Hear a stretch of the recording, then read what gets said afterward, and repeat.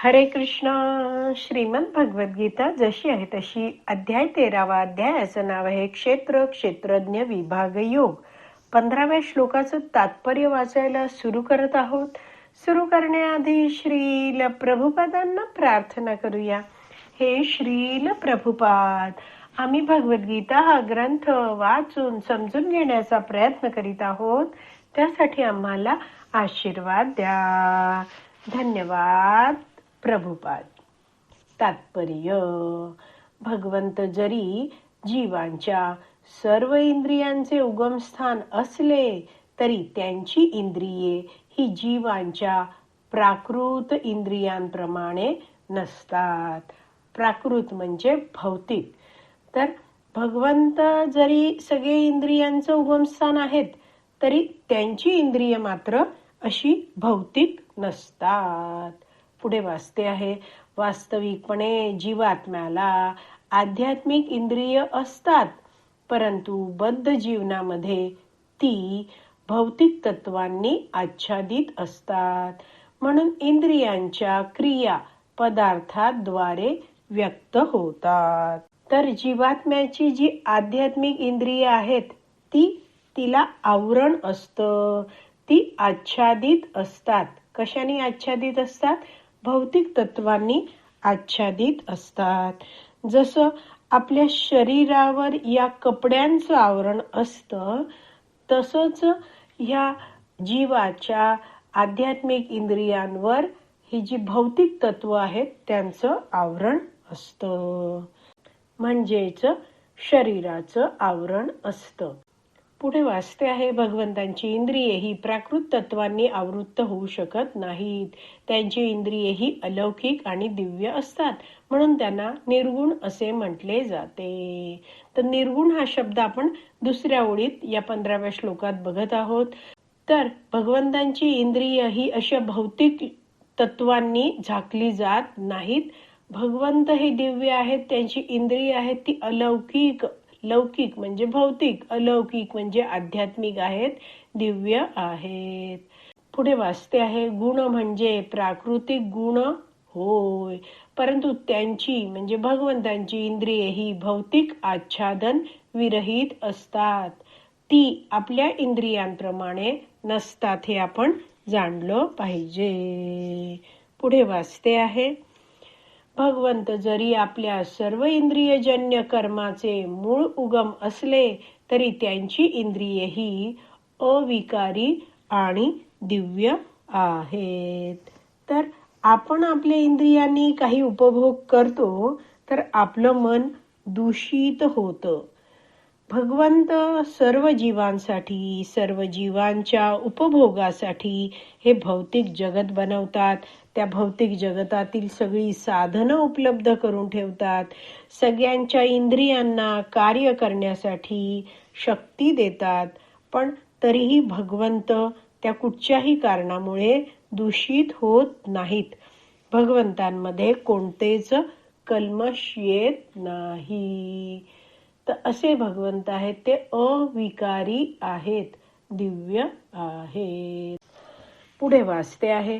याचे सुंदर वर्णन श्वेताश्वतर उपनिषदात 3.19 मध्ये पुढील प्रमाणे करण्यात आले आहे.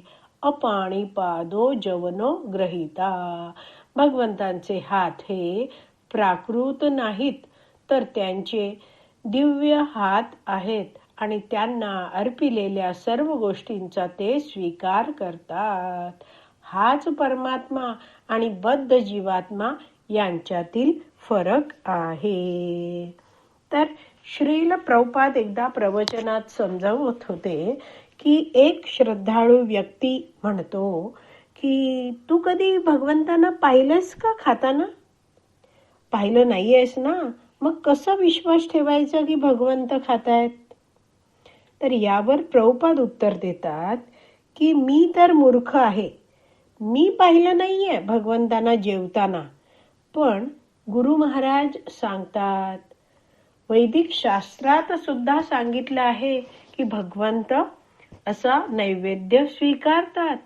9.26 मध्येही भगवंत स्वतः अर्जुनाला म्हणतात की अश्नामी तू जर मोठ्या प्रेमाने भक्तिभावनेने मला एखादं फळ, फूल, पान, थोडंसं पाणी दिलं तर त्याचा मी स्वीकार करतो. तर असं हे सगळे सांगता आहेत, तर हे सत्य मी स्वीकारणार आहे. अहोबलम नरसिंह या ठिकाणी, तर तिथे पाणका नरसिंह आहेत. तर तिथे आम्ही दर्शन घेतलं. तर एका मडक्यामध्ये तिथे गुड पाणी दिलं जातं, जे भगवंतांना अर्पण केलं जातं. आणि भगवंतांच्या मुखात जेव्हा हे पाणी घातलं जातं तेव्हा गडगड असा आवाज येतो. शेवटचे शब्द जे पाहिले आपण की परमात्मा आणि बद्ध जीवात्मा यांच्यातील हाच फरक आहे. तर भगवंत हे परमात्मा रूपात सर्व शक्तिमान आहेत, ते काहीही करू शकत आहेत. मात्र जीव आहे तो अतिशय छोटासा अंश आहे आणि तो अशी कोणतीही महान कार्य करू शकत नाही. पुढे वाचते आहे, भगवंतांना प्राकृत नेत्र नाहीत. प्राकृत म्हणजे भौतिक नेत्र नाहीत, परंतु त्यांना नेत्र आहेत, नाहीतर ते कसे पाहू शकले असते. तर याविषयी इथे श्रील प्रभुपाद प्रश्न करता आहेत आणि आपल्याला विचार करायला सांगत आहेत. पुढे वाचते आहे, ते भूत, वर्तमान, भविष्य सर्व काही पाहू शकतात. ते जीवांच्या हृदयामध्ये वास करतात आणि आपण भूतकाळात काय केले आहे, सध्या काय करीत आहोत आणि भविष्यात आपल्या पुढे काय वाढून ठेवले आहे, हे सर्व ते जाणतात आणि याची भगवद्गीतेत पुष्टी केलेली आहे. तर असे हे जे भगवंत आहेत ते आपल्या सगळ्यांच्या प्रत्येक कृती, प्रत्येक विचार बघत असतात, सगळं काही जाणत असतात. भगवंत सगळ्यांना संधी देतात आणि कुणाच्याही प्रती भगवंत दोष दृष्टी ठेवत नाहीत. तर इथे जसं म्हटलंय ना की भगवद्गीतेत याची पुष्टी केली आहे. तर कोणता श्लोक आहे, तर तो 7.26 श्लोक वाचते आहे.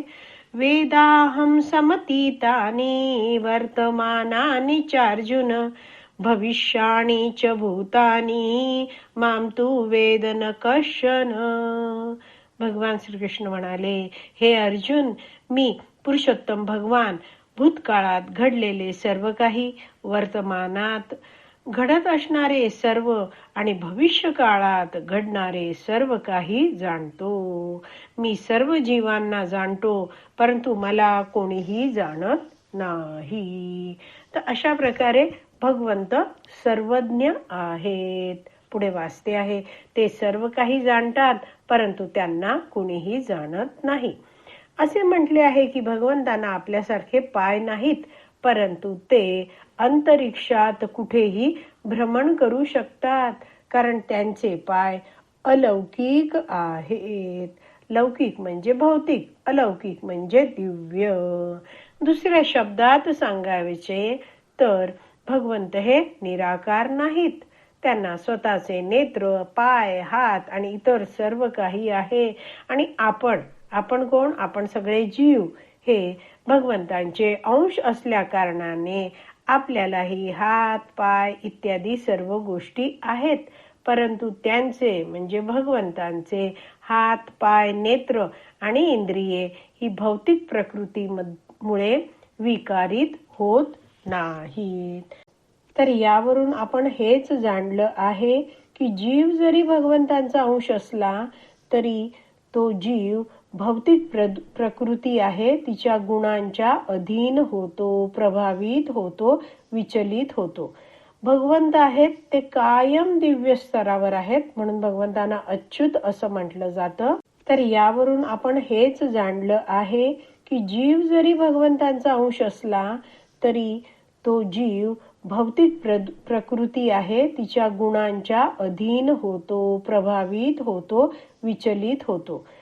आज आपली विराम द्यायची वेळ झाली आहे. आज आपण इथेच विराम देऊया. श्रीमद भगवद गीता की जय. श्रील प्रभुपाद की जय. हरी बोल.